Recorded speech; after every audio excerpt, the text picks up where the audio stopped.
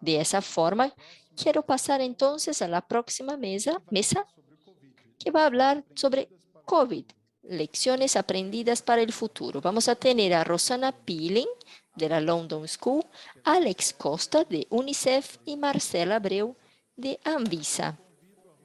Invito entonces a Rosana a que haga una rápida introducción, luego a Alex y Marcela para concluir con los tres en el escenario, bueno, es verdad, en la pantalla para una discusión. Rosana.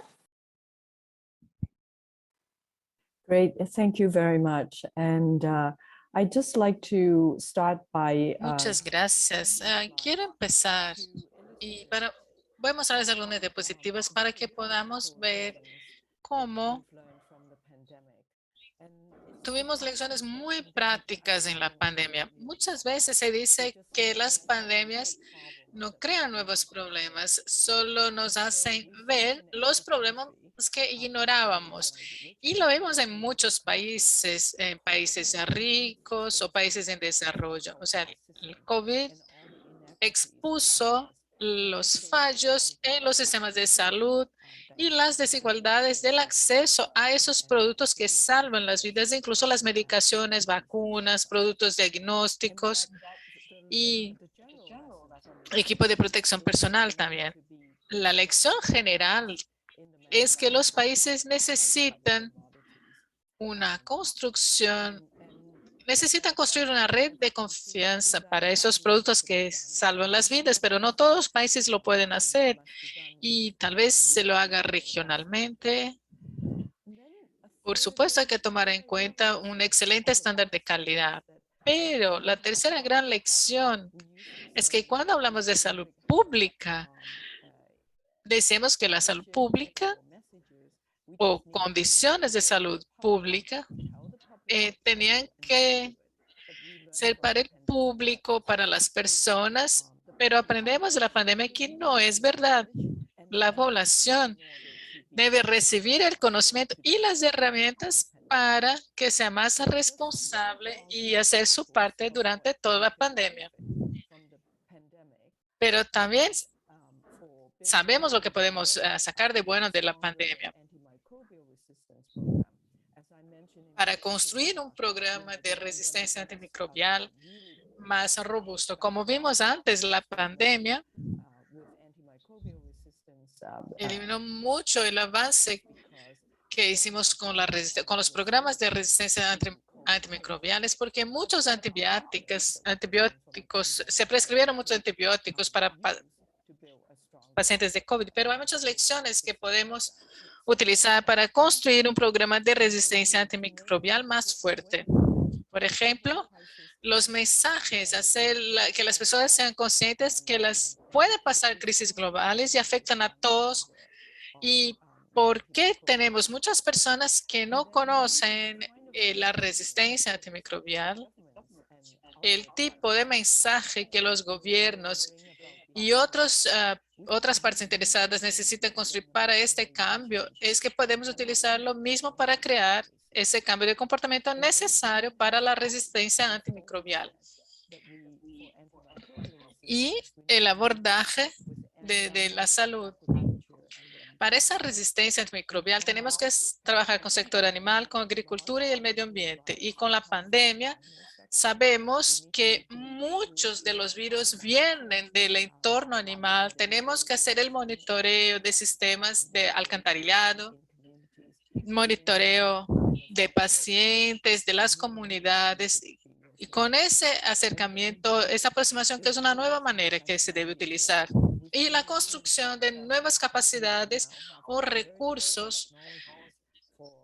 También podemos utilizar la convergencia tecnológica para diagnóstico, comunicación, para construir los sistemas de información para que todos conozcan los avances que se hacen o que no se hacen y para que podamos monitorear la eficacia de las intervenciones. En términos generales, por hablar de diagnóstico, tenemos que hablar con los países. Los que viven con el virus, tenemos que construir un sistema diagnóstico que esté conectado de una punta a otro, desde laboratorios de referencia más sofisticados hasta las pruebas realizadas en las comunidades o pruebas hechas en el hogar. Esta conexión debe formar la base de un sistema de salud resiliente que va a ofrecer el acceso igual a las pruebas,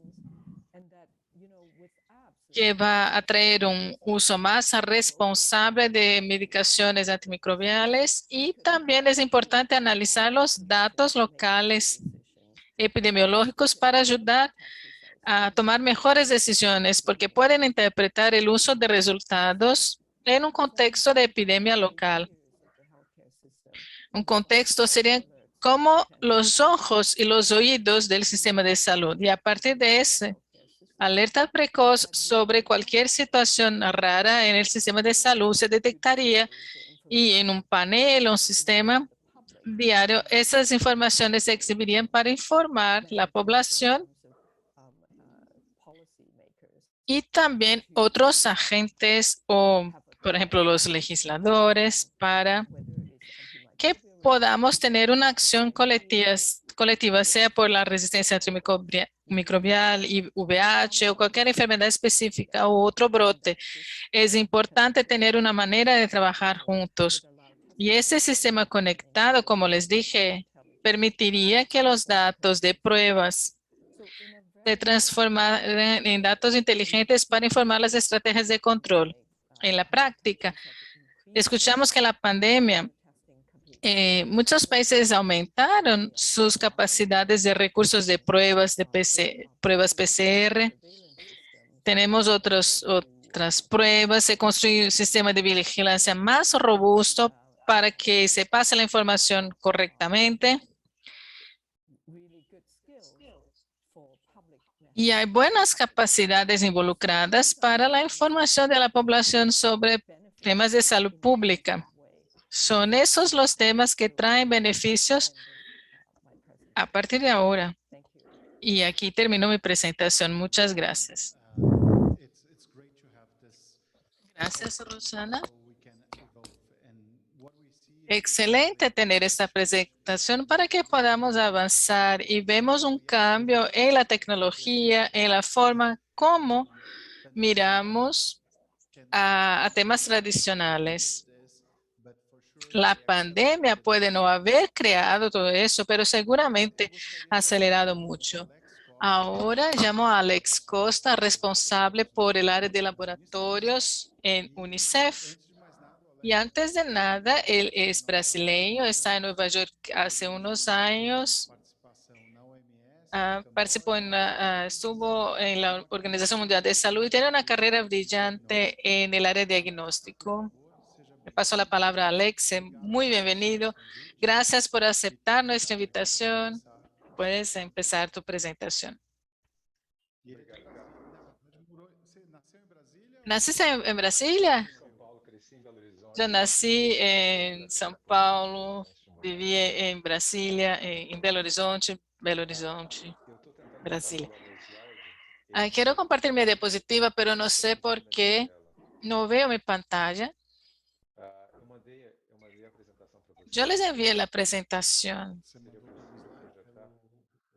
Si me la pueden ayudar.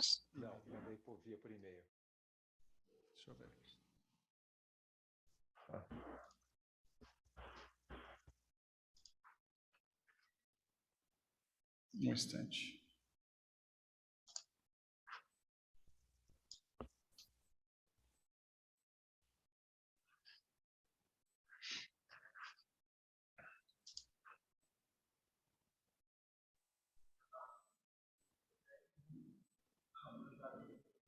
Oi?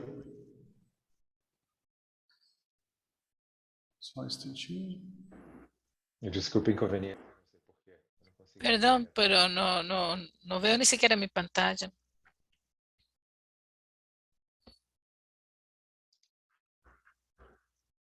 Ótimo. Muy bien. Bem, boa tarde. Muy buenas tardes a todos. I'll do the presentation in English because the slides are in English and I'll Voy a hacer la presentación en inglés. the translator. Voy a hacerla will be despacio difficult. para que se puedan seguir. Next slide. I think the first thing that comes to my mind when I think in terms of lessons. Bueno, lo primero que viene a la mente cuando pensamos en lecciones para el futuro y que tenemos también las lecciones del pasado. So this slide here Y shows hay the un time fallo en of eso, creo. viral outbreak Esa diapositiva nos muestra los brotes virales en los últimos 20 años. Como vemos, hubo 16 brotes de importancia pública en los últimos 20 años.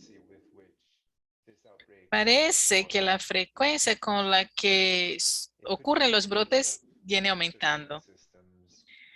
Eso puede ser por mejor sistema de vigilancia, de reportes de datos, pero también puede ser una combinación de factores, pues aumentamos la degradación del hábitat, aumentamos la producción animal, y eso crea posibilidad para que las enfermedades salten de los animales a los humanos. Eso junto con más ritmo de viajes global. Eso aumenta la exposición a patógenos emergentes.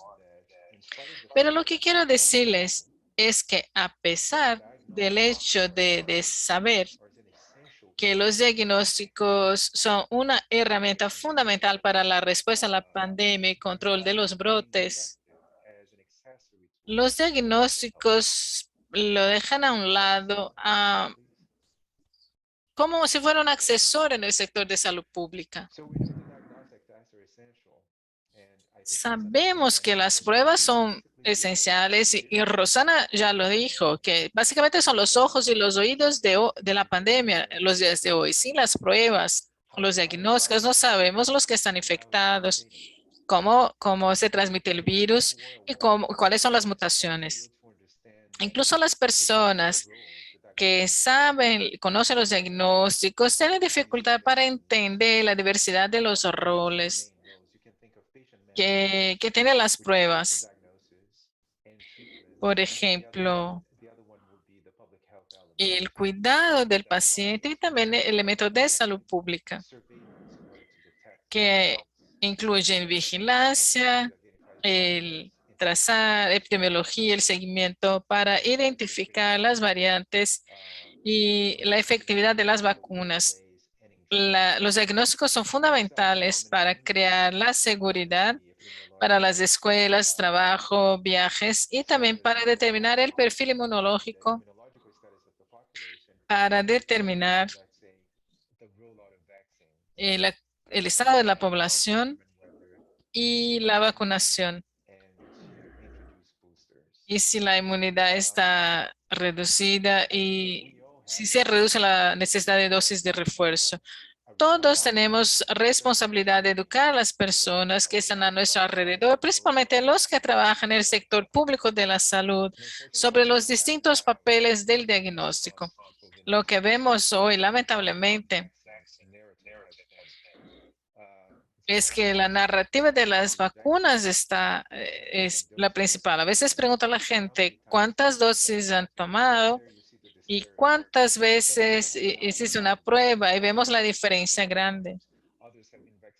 Muchas personas ni siquiera se vacunaron, hicieron muchas pruebas. Otras personas tienen la dosis de refuerzo y solo pocas pruebas. Una de las cosas que aprendemos sobre la respuesta al COVID, que es importante para el futuro, es que seguimos operando en silos. Pensamos en los diagnósticos o en las vacunas o medicaciones o el sistema de salud, cuando en realidad necesitamos una respuesta integrada. Ninguna de las herramientas solucionará el problema. O lo mismo para las futuras pandemias. Aquí en esta diapositiva tenemos un ejemplo de diagnóstico en el centro. Y a la izquierda tenemos las medicaciones, que son las estrategias de tratamiento. En el caso de los estudios clínicos, en el que se identifican también los efectos de los pacientes, y tenemos también la función al otro lado del otro lado de las vacunas. Si no identificamos bien los estudios clínicos, podemos ver la resistencia que se crea como esa resistencia microbial. Los diagnósticos son importantes para el lanzamiento de vacunas.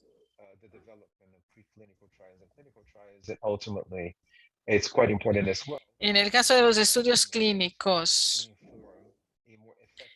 tenemos esa importancia porque cuando se limitan las vacunas, tenemos que identificar su eficiencia o determinar la forma como se las distribuirán para las poblaciones más vulnerables.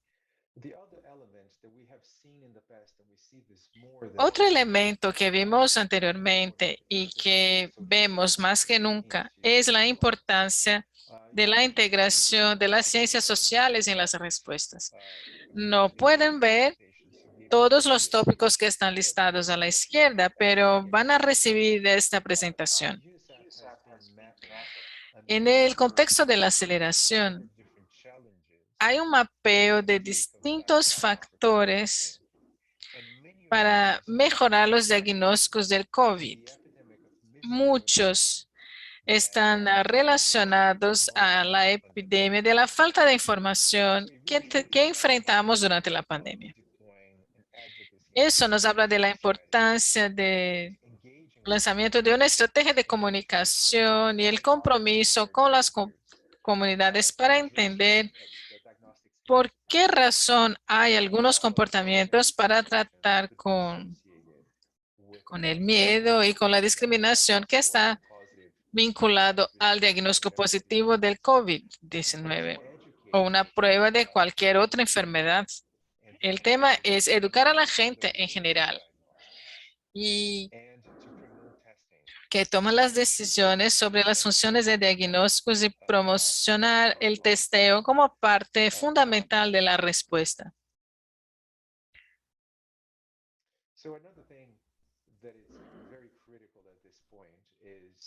Otro punto que es muy importante en esos momentos es totalmente necesario invertir en los diagnósticos. Y las inversiones son distintas.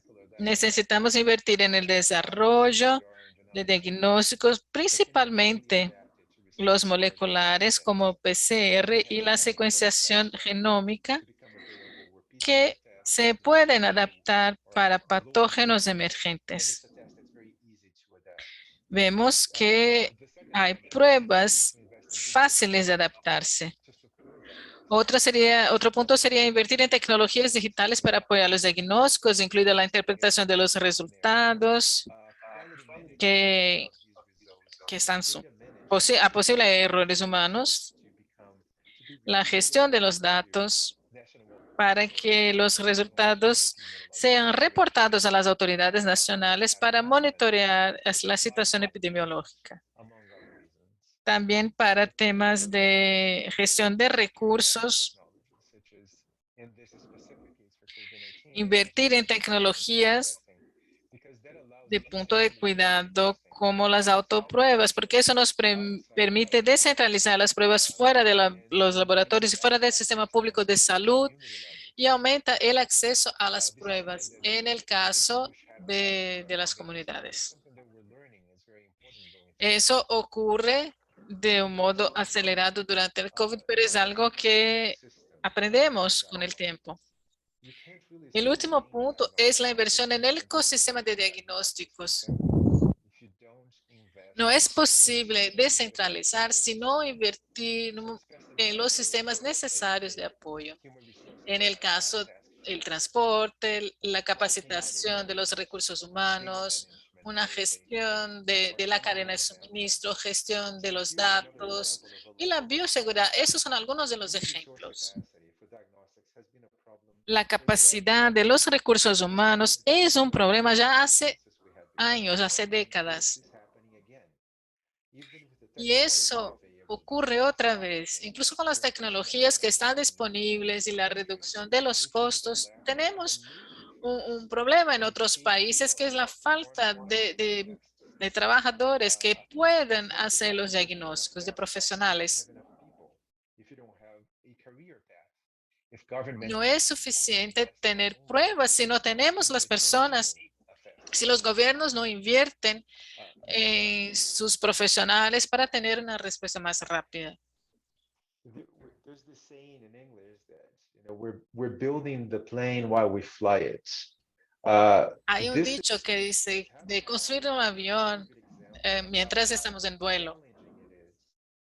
Ese es un ejemplo de cómo es retador entender cómo lanzar diagnósticos cuando hay tantos temas desconocidos y tantas dudas. on a regular basis. Y Because esos temas siguen surgiendo dynamic situation, a diario, a disease pues like estamos lidiando con una situación muy dinámica hoy día. mutating, and Una enfermedad que se mueve, un patógeno que sufre mutaciones, y las tecnologías se están desarrollando a lo largo del tiempo igualmente.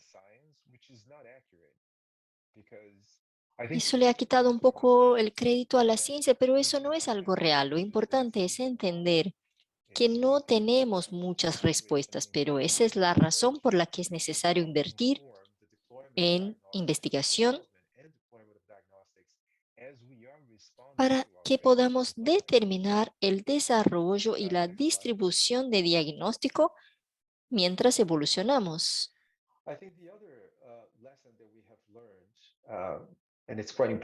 Otra lección que hemos aprendido y que es muy importante para el futuro es que el proceso de desarrollo de orientaciones internacionales lideradas, por ejemplo, por la OMS, puede que no sean adecuadas para una situación como esta, como la COVID-19, en un entorno tan dinámico, como una situación no tan compleja como esa. Hay varios momentos en los que los países y sus gobiernos necesitan más orientación sobre cómo utilizar pruebas diagnósticas y otras herramientas, pero el proceso para el desarrollo lleva mucho tiempo y se basa en resultados publicados en las revistas científicas. Todo eso limita la velocidad del desarrollo de orientaciones,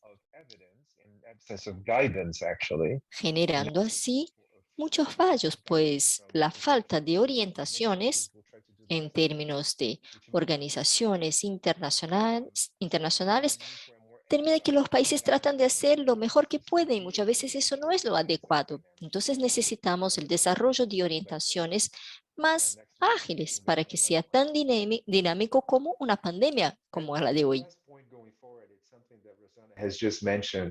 Y el último punto, mencionado también por Rosana, es la importancia de un enfoque único de salud.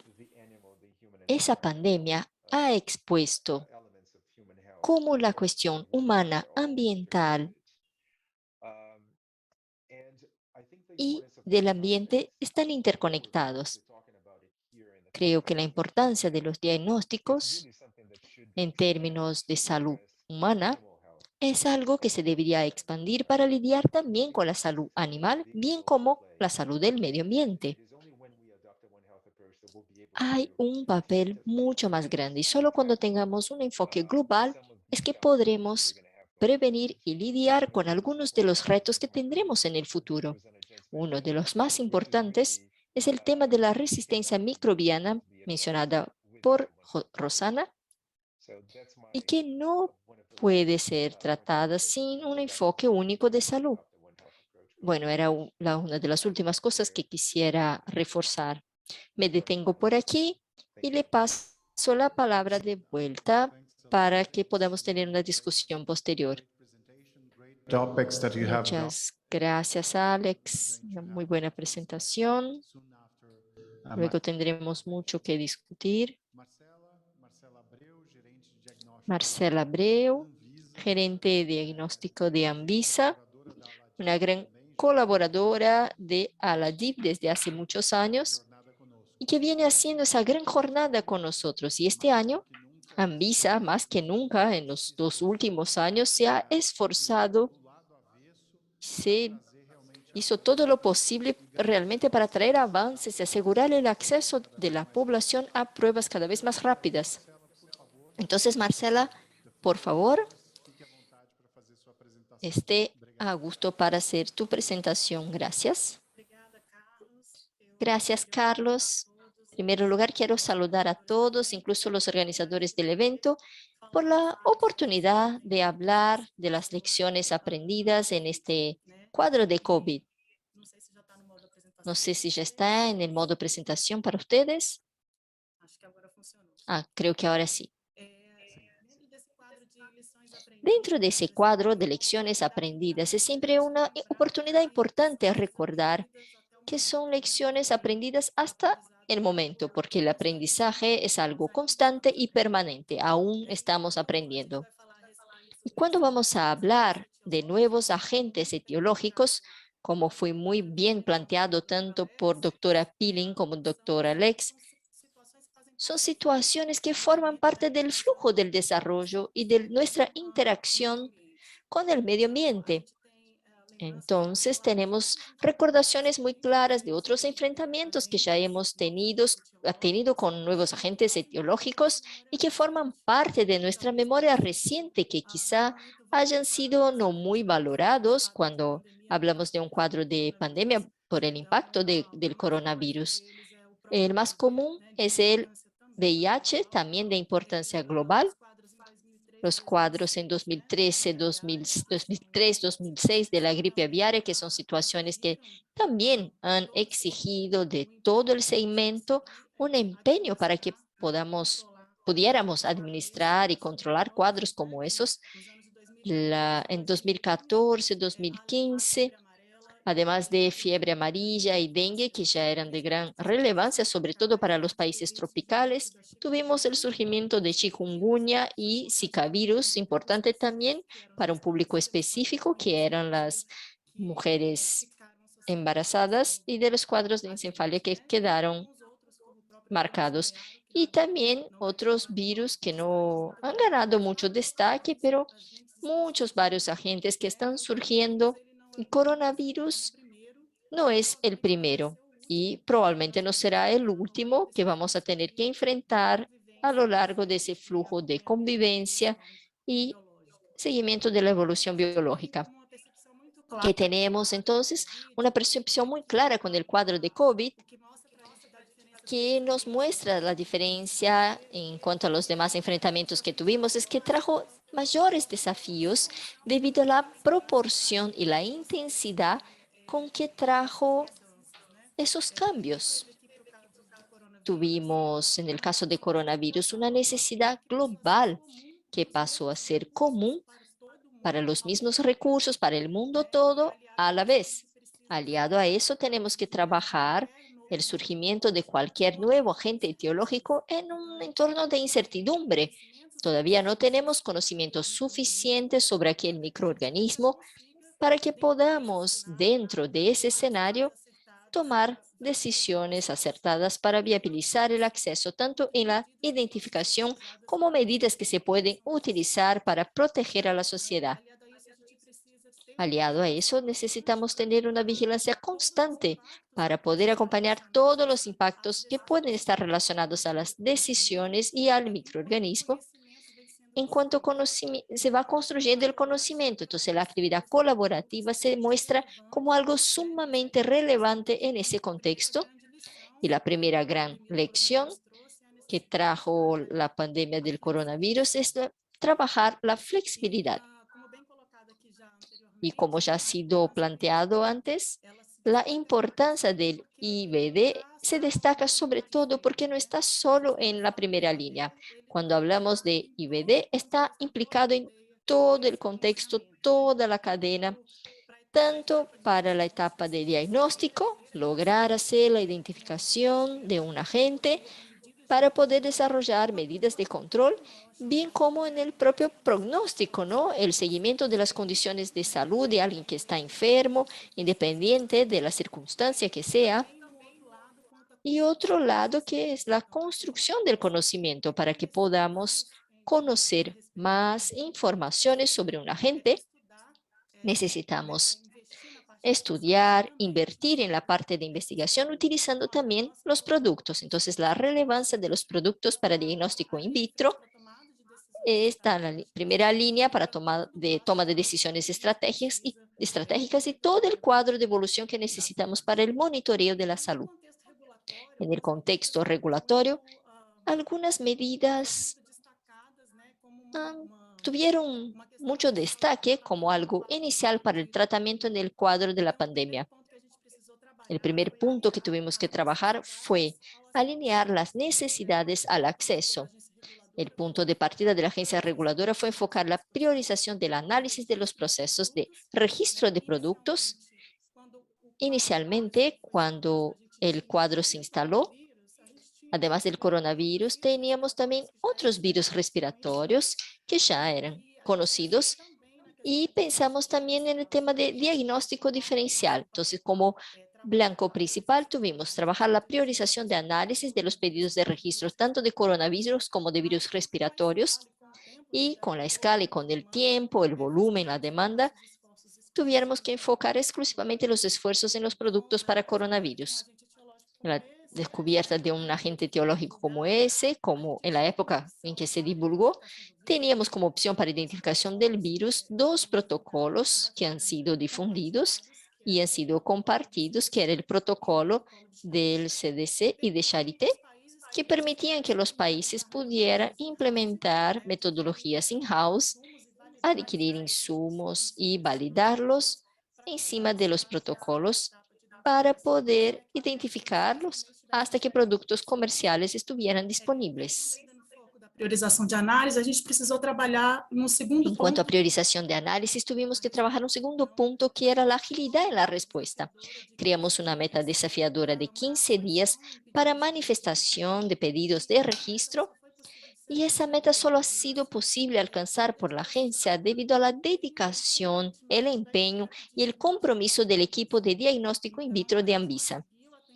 Logramos atender en tiempo ese cuadro de agilidad y también trabajamos con publicaciones extraordinarias en edictos y apenas concluimos una viabilización para el mercado de forma estratégica para el combate a la pandemia.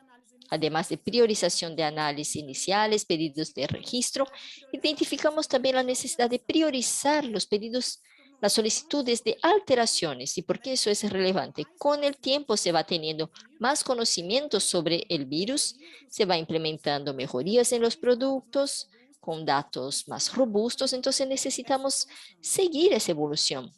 Y en un cuadro de emergencia en salud pública, identificamos que las solicitudes de identificación también necesitaban pasar por ese cuadro de priorización de análisis. Un segundo elemento que también hemos trabajado como agencia fue la flexibilización en reglamentos técnicos. En ese sentido, la agencia necesitó tener una mirada para múltiples contextos. No se puede mirar solamente los temas de registro si no logramos entrar con el producto en el país. Que envolver os produtos para diagnóstico in vitro, a gente trabalhou Puntos que implicaron en los diagnósticos in vitro, un reglamento para el registro de emergencia que permitió hacer análisis con datos preliminares, un número reducido de muestras y para una condición que traía autorización de entrada del producto en el mercado por un periodo corto que fue de un año. Trajo también la prerrogativa de las empresas que lograron a lo largo de ese año obtener más informaciones sobre producto, datos más robustos y convertir el registro en un registro tradicional de 10 años. Las buenas prácticas de fabricación también necesitó trabajar con el contexto de flexibilización, sobre todo debido al cuadro de coronavirus con la situación de lockdown. y eso impedía el desplazamiento para inspección in loco. Entonces pasamos a aceptar informaciones obtenidas a partir de otros organismos reguladores y otros reconocidos por la agencia. La importación de dispositivos esenciales también necesitó pasar por una flexibilización para que pudiéramos dar el soporte necesario al mercado, a los productos que eran fundamentales.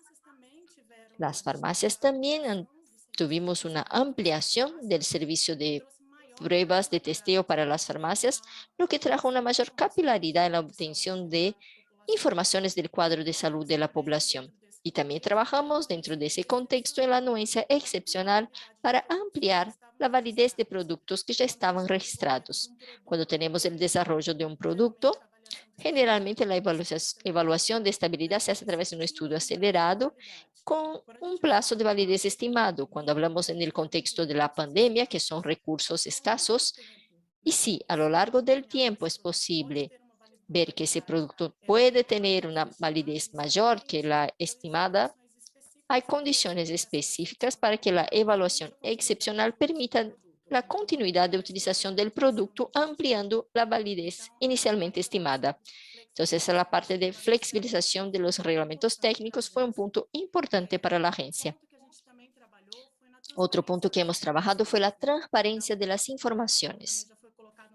Como también ya se planteó antes, el acceso a la información es un punto crucial para que podamos tener claridad y tomar decisiones con base en datos, y trabajamos con la difusión de paneles en un formato BI que permitía o aún permite el seguimiento de las demandas recibidas por Anvisa, conocer los estatus de todas las solicitudes que están sobre evaluación, bajo evaluación de la agencia, acceso rápido a las consultas de productos, su evaluación. Pensamos también en trabajar con informaciones importantes para decisiones estratégicas en ese panel, segmentando para cada tipo de producto el tipo de muestra utilizada, metodología, para cuáles blancos está direccionado, disponibilizando también en el portal de Anvisa las instrucciones de uso.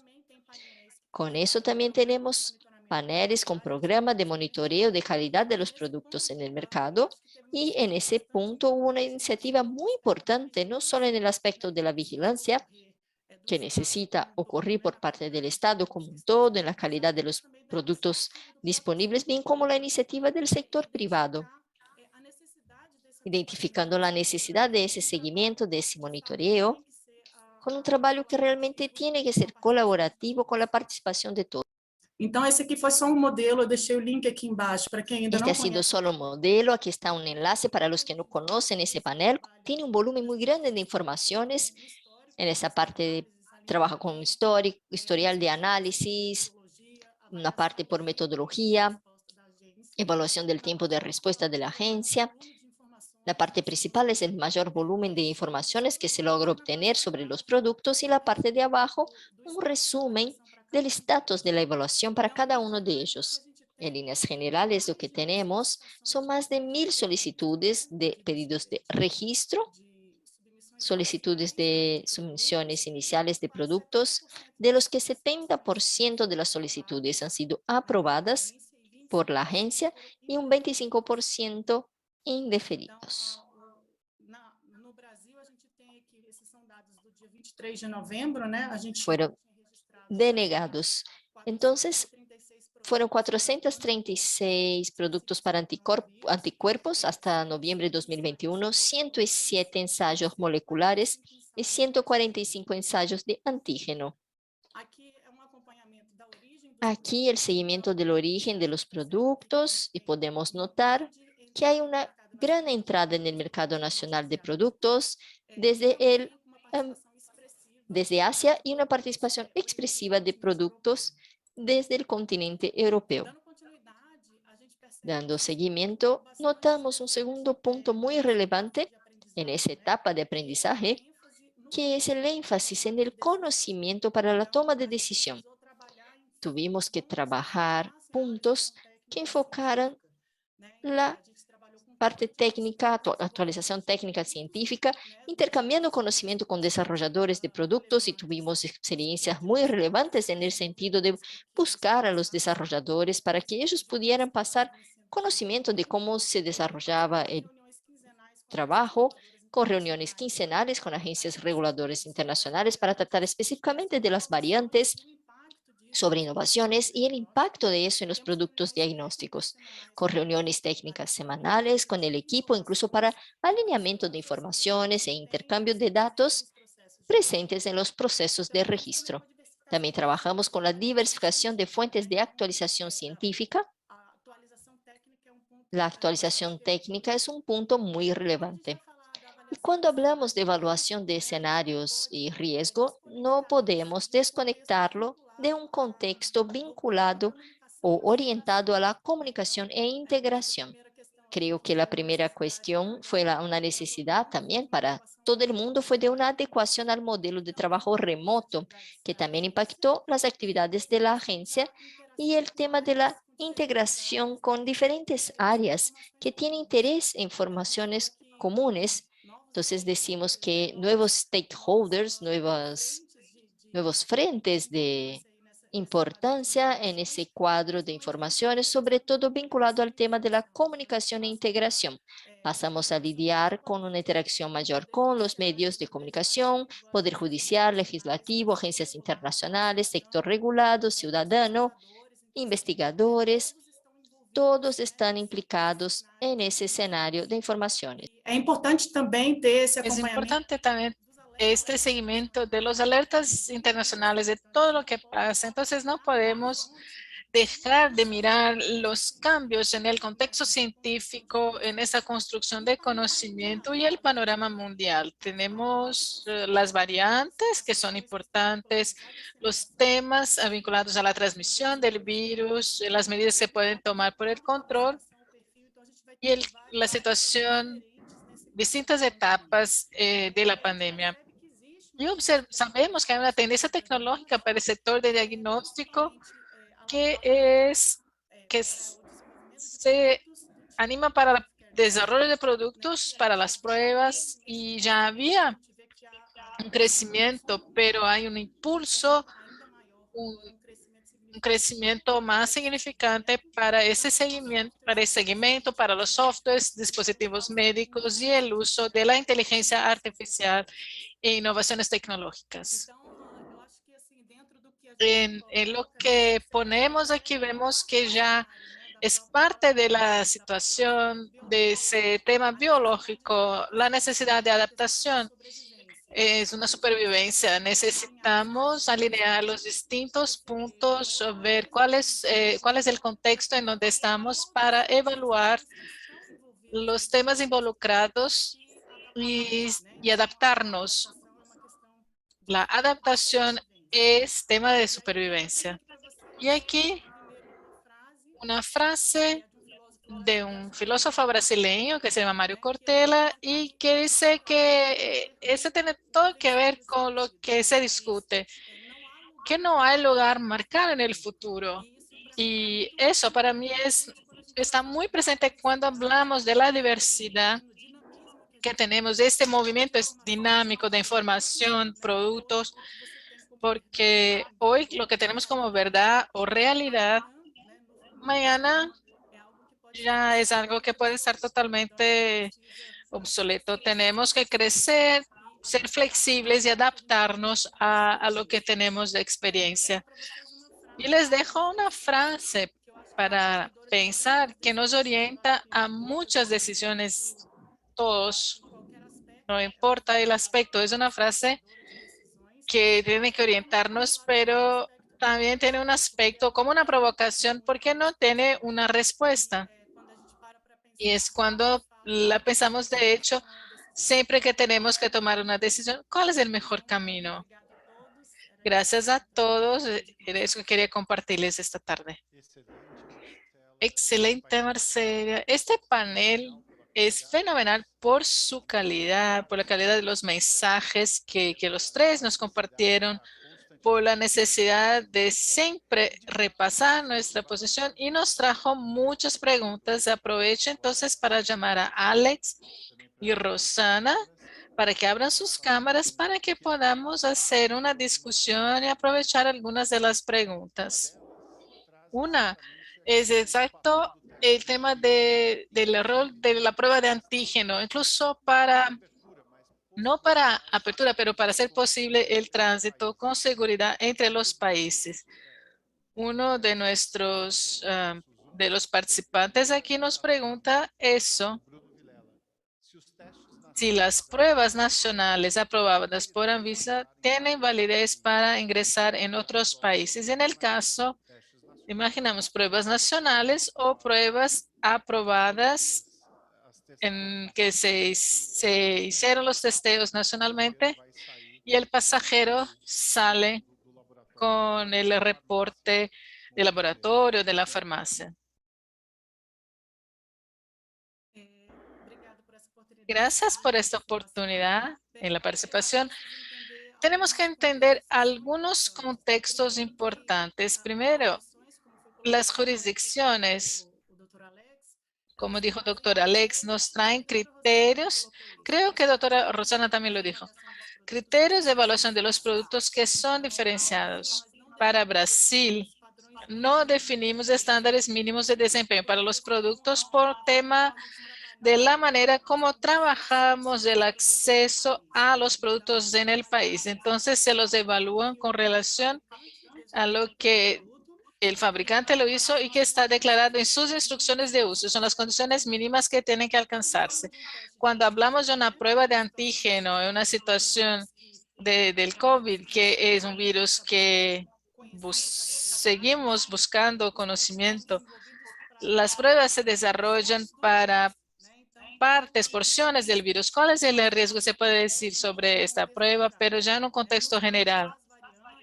En las variantes, si el producto está desarrollado para una parte que pueda alcanzar una parte de la variante, puede haber fallos en la identificación, pero eso no depende del local de producción, de donde se aprobó el producto. Si es de Brasil, en otro país, este no es el tema. Hay riesgos en el diagnóstico, no hay un camino conocido sobre los estudios moleculares, los que son más específicos en la identificación viral, pero que pueden presentar fallos. Una prueba hecha en Brasil, aprobada en Brasil, depende mucho si se acepta porque puede que no atienda a las condiciones de regulación de ese producto según el país a donde va la persona.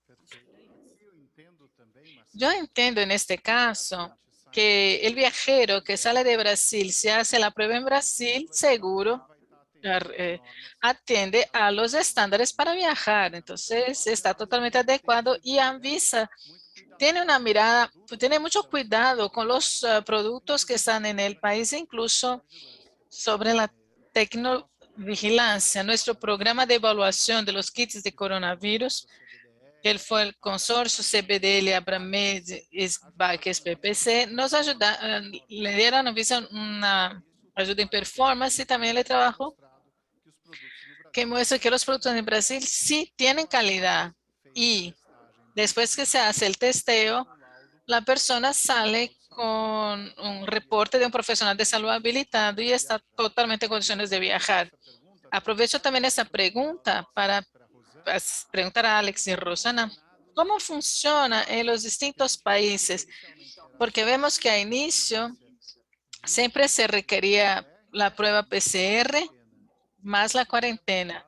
Y eso está menos rígido en los últimos tiempos para pruebas rápidas de antígeno. En algunos países incluso con el self-test, el autotest también disponible, principalmente cuando se llega. Si pueden comentarnos.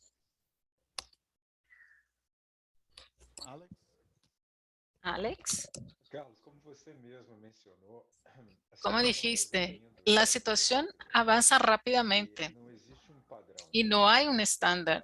À medida que as agências A medida que las agencias reguladoras nacionales aprueban el uso de pruebas de antígeno o self-test, si se integran, Mas não existe padrão. pero no hay un estándar. Isso fala da necessidade, por exemplo, Eso es de la necesidad del valor, harmonização. de la armonización reguladora, principalmente desde el punto de vista regional. Então, o fato é, a gente está lidando com El hecho es que tratamos, plane estamos armando el avión durante el vuelo. Seguimos. over to you. Le paso la palabra a Rosana.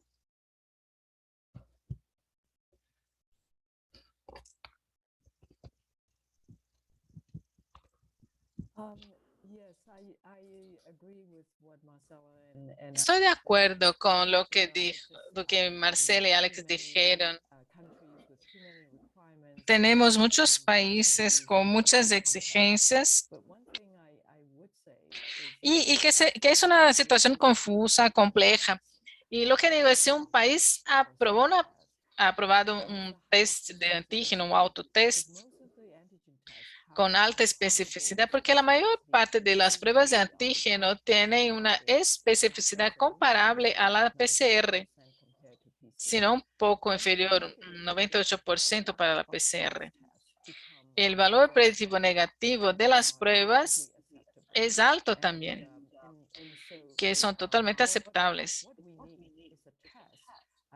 Si lo que necesitamos es una prueba, no para identificar el caso, sino para asegurar que una persona está negativa para que pueda viajar o participar en un evento, una prueba de antígeno en general sería suficiente por ahora, aunque no tengamos estándares muy rígidos o un sentido común de eso, pero ese es el valor. Por eso, las pruebas de antígeno y los altos tests están disponibles y la gente los utiliza para asegurar que siguen con el resultado negativo.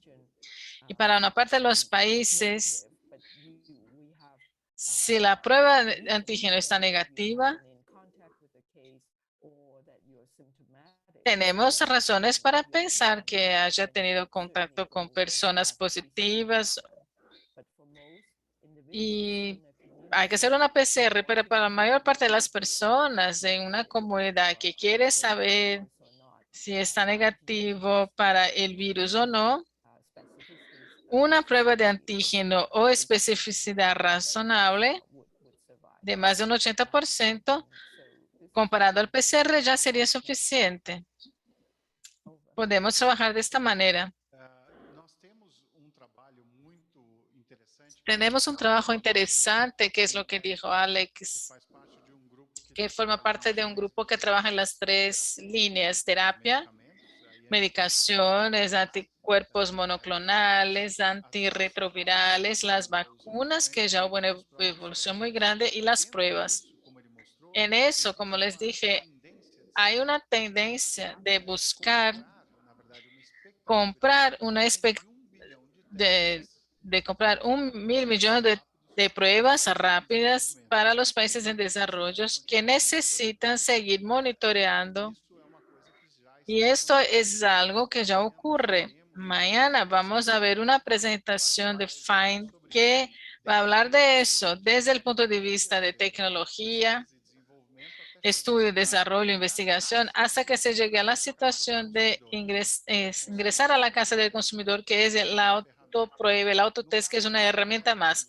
En Inglaterra u otros países, de hecho, lo utilizan como complemento del testeo. La persona llega, no solo puede hacer la prueba a la llegada, como se lleva a casa algunas pruebas para verificar de cada tiempo.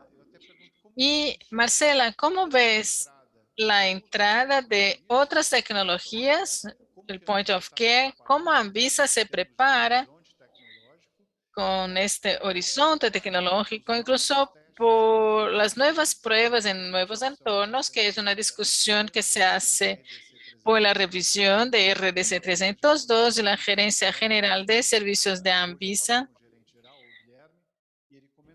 Y nos comentaron que está avanzado para que pronto tengamos una consolidación y avanzar en esa discusión. Pero sobre el área de registro, ¿cómo ves estas nuevas realidades tecnológicas que has hablado muy bien?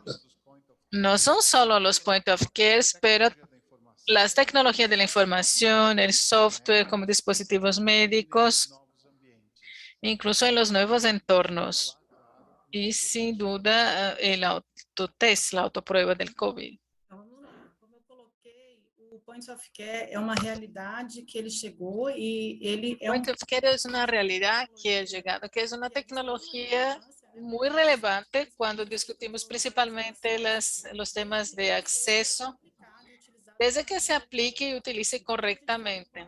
Cuando hablamos de point of care, tenemos algunas preocupaciones en la perspectiva reguladora que abarcan la calificación profesional, los controles de calidad que se pueden aplicar a los productos, estructura física que abarcan todas las etapas de gestión, infraestructura cuando ese tipo de producto requiere, instalación, por ejemplo, o aunque sea pequeño, hay productos que requieren instalación.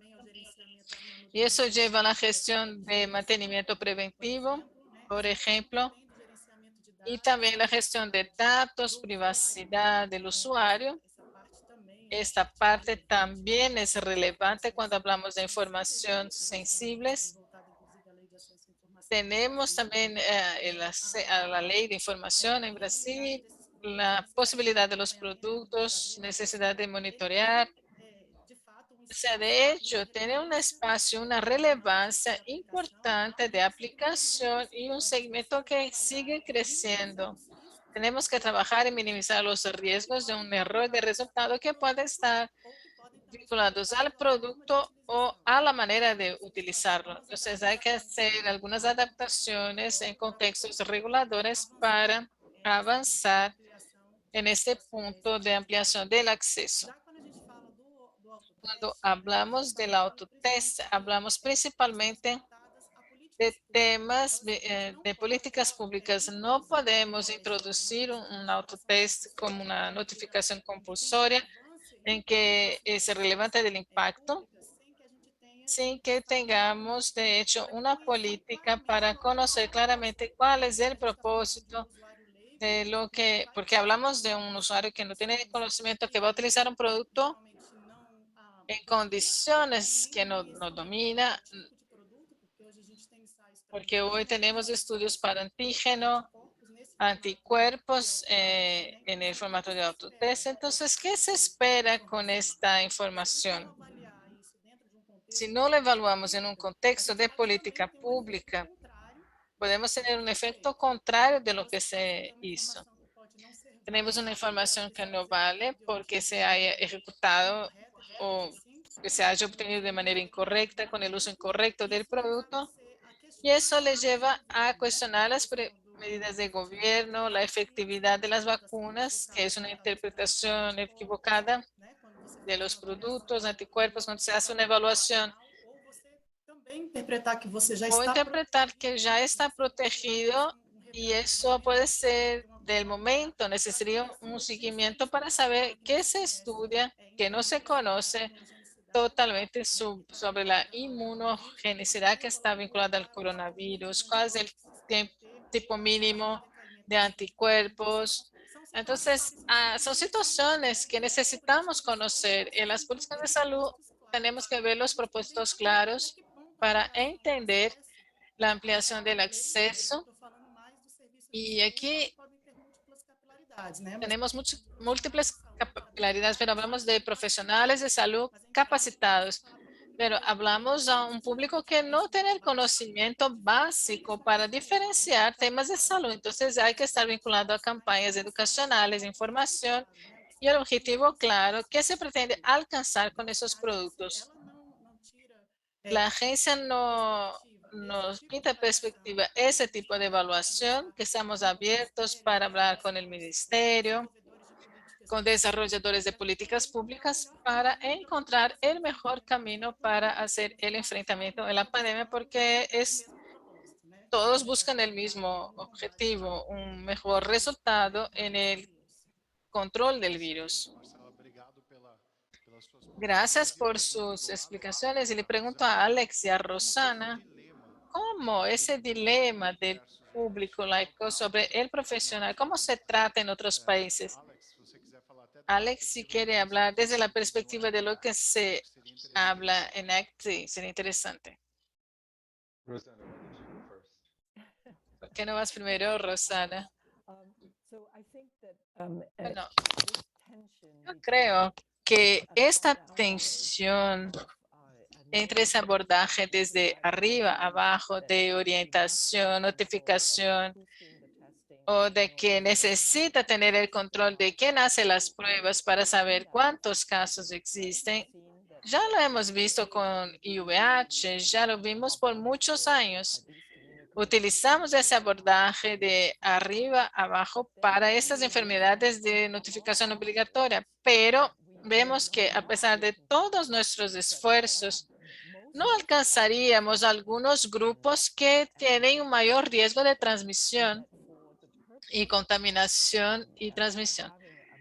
Para el propósito de tener un control más fuerte de las enfermedades y que pudiéramos eliminar el IVH como problema de salud pública, necesitaríamos hacer las autopruebas disponibles y reconocer que estas pruebas como única manera de diagnóstico no son un diagnóstico. That's not true. It's only an information. No estamos diciendo que cualquier persona que tenga ya el diagnóstico de HIV es un auxilio para el proceso de diagnóstico que se tiene que confirmar aún. Entonces se hizo mucho trabajo para asegurar que independiente de la persona que estuviera realizando autotest, si tuviera alguna pregunta, había números para que la persona llamara o si el resultado fuera positivo, debería buscar el servicio de salud para confirmar el diagnóstico. Todo eso en los últimos 8 años para HIV, VIH, y hay muchas lecciones que podemos aprender. Ahora, la pandemia de COVID-19 afecta a todos. Es una infección respiratoria que afecta a todas las personas. Tenemos que expandir esa mentalidad y pasar a decir, si fuera yo un individuo que fui a un casamiento, un matrimonio, donde creemos que no había medidas adecuadas de salud, donde las personas no estuvieran utilizando mascarillas y estamos en un escenario de mucho contagio. Y cuando regresas a casa tienes un padre, un abuelo, una persona mayor, sería bueno que esa persona tuviera acceso a una prueba solo para que pudiera saber o sentirse más cómoda con el hecho de que está negativada, para que no tenga que hacer un aislamiento voluntario tras ir a un evento como este o poder incluso regresar al trabajo. Entonces, en algunas circunstancias, eso puede ser algo muy benéfico, incluso con el avance de la vacunación. Si estás en un avión para un viaje muy largo, ¿qué preferirías? ¿Sentarte al lado de una persona vacunada o una persona que hizo una prueba en las últimas 24 horas? Yo seguramente diría una persona que hizo una prueba en las últimas 24 horas, porque las vacunas no pueden prevenir la infección. Y la gente dice, pero ¿y la prueba PCR? La mayor parte de los países exigen la prueba de PCR 72 horas hasta el viaje. Y si yo estuviera trabajando en un sitio donde hay contacto constante o gente contaminada, o en un hospital que cuida de personas del grupo de riesgo, dentro de esas 72 horas hay una alta probabilidad de que yo haya adquirido la infección. Entonces pienso que son varios elementos y no podemos solucionarlos ahora, pero tienen que ver con el tema de la tolerancia de riesgo. Cada gobierno tiene una tolerancia al riesgo distinta, cada persona tiene una tolerancia al riesgo distinta y tratamos de hacer lo mejor posible para atender a todos. Eu Alex, gostaria de complementar algumas coisas que foram gracias. faladas.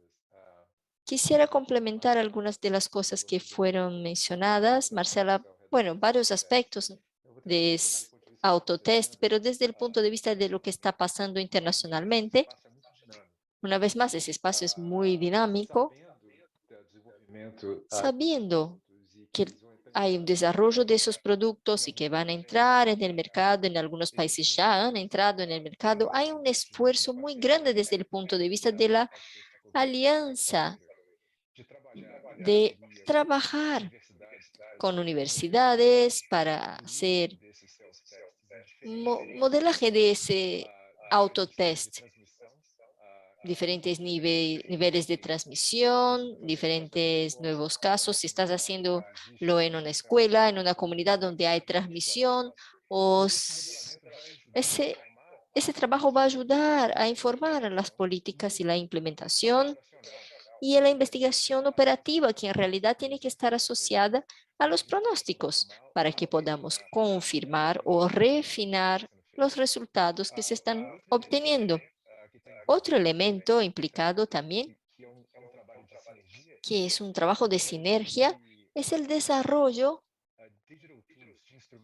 de instrumentos digitales que pueden auxiliar, por una parte, la reducción de los errores, mitigar errores asociados basados en resultados, bien como pueden ayudar a informar los resultados a las autoridades de salud pública, autoridades sanitarias del país, sobre todo, por ejemplo, si se lee a través de una aplicación de celular. El objetivo no es de ninguna forma reemplazarlo, sino auxiliar en el proceso de pruebas y resultados, mitigando los errores que pueden estar asociados. Y, por fin, de forma general, los autotests, hasta donde yo he visto, están disponibles para individuos. Yo puedo entrar en una farmacia y comprar un test, no es barato incluso, pero no necesariamente lo van a aceptar cuando intento participar en un evento o entrar en un avión. Entonces esos autotests pasan a ser para uso propio, y si hay un resultado positivo o si el resultado necesita ser oficial, tiene que ser hecho por una persona certificada, ya sea un laboratorio, una farmacia, con un laudo producido oficial. Entonces, el autotest no es definitivo, sino preliminar, y se tiene que confirmar por algún agente o organización reconocida con certificación necesaria para su realización. Excelente, Alex. Creo que tenemos varios puntos para discusión, pero algo en que todos estamos seguros de que está ocurriendo. Las personas dejaron de hacer pruebas. Mientras se avanzó con la vacunación, en el caso de Brasil, estamos avanzando bastante. Lo que ocurre, básicamente, las personas pasan a pensar que no tienen más que hacer pruebas. Entonces, cuando Rosana dice que no había en larga distancia, prefiere estar al lado en un vuelo de larga distancia, prefiere estar al lado de una persona que hizo una prueba, de hecho, porque la gente piensa que una vez vacunados no tendrán cómo infectarse, y eso no es verdad. Estamos viendo casos de reinfección y casos. La prueba hace exactamente este papel de informar de forma precoz y precisa el estatus de la persona, adoptando determinadas medidas, ya sea un tratamiento o la trazabilidad de contactos y demás contactos. Todos estamos seguros de que el diagnóstico es la mejor herramienta. Las pruebas, de la forma como se vienen desarrollando, vienen al salir de los entornos tradicionales, buscar.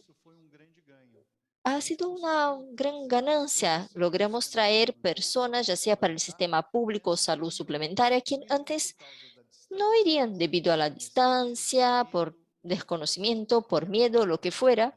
Y ahora ellas ya pueden, ya sea a través de la farmacia o en un futuro una clínica u otro lugar, siempre que sea un ambiente de salud con profesionales habilitados para ayudar, y autotest, que puede ser esa herramienta adicional que puede traer una alerta, una señal para que de hecho la persona tome otra actitud.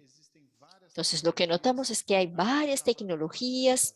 Creo que el llamado de Marcela para que los desarrolladores de políticas públicas es algo legítimo, necesario. Aprovechamos entonces ese evento para abrir el espacio. Vamos a tener esos 2 días personas de Fiocruz, tendremos personas del ministerio también con diferentes exposiciones y la intención de todos es proveer al ciudadano, ya sea visible o invisible al sistema, las mejores herramientas. Bien, agradezco, le paso una palabra final para cada uno de los tres antes de pasar a la próxima mesa, agradeciendo mucho y estén seguros de que nuestro trabajo sigue y contamos con ustedes. Gracias. Marcela, Alex, Rosana, últimas palabras. Eu acho que eu queria começar Puedo empezar esa despedida. Quiero empezar con un agradecimiento y felicitando, pues pienso que el espacio tiene que ser cada vez más presente para que podamos discutir puntos como esos, ¿no? Porque si nos apegamos a un único punto de vista sin ver diferentes perspectivas, el que desarrolla el producto lo desarrolla con un propósito, el que espera un resultado de una prueba también tiene allí una expectativa y el que trabaja en la parte de regulación tiene una mirada en cuanto al riesgo. Entonces, cuando cambiamos la perspectiva sobre cuál mirada estoy poniendo en una determinada situación, quizá pueda verla de forma distinta. Entonces, valoro mucho los espacios que abren la oportunidad de ese debate, de ese tipo de charla. Creo que la gente tiene que tener informaciones sobre productos, tecnologías, aplicaciones, para que así puedan, de hecho, poner lo que, como yo planteé como pregunta de desafío, ¿cuál es la mejor decisión? De hecho, ¿cuál es el mejor camino? ¿Y por qué hacer esa elección? Vamos a lograr evaluar los impactos, vamos a lograr buscar la mejor respuesta. Entonces, lo que necesitamos es justamente eso, un espacio para poder hablar y entender que hay diferencias a veces en las comparaciones que hacemos, sobre todo si hablo de una autoprueba de VIH y una autotest de COVID, yo tengo un panorama muy distinto, pero son construcciones muy válidas. Y está abierta la invitación para hablar sobre cualquier tema que ustedes realmente puedan viabilizar esos espacios. Gracias por la oportunidad de estar aquí y participar con ustedes en este evento. Gracias, Alex.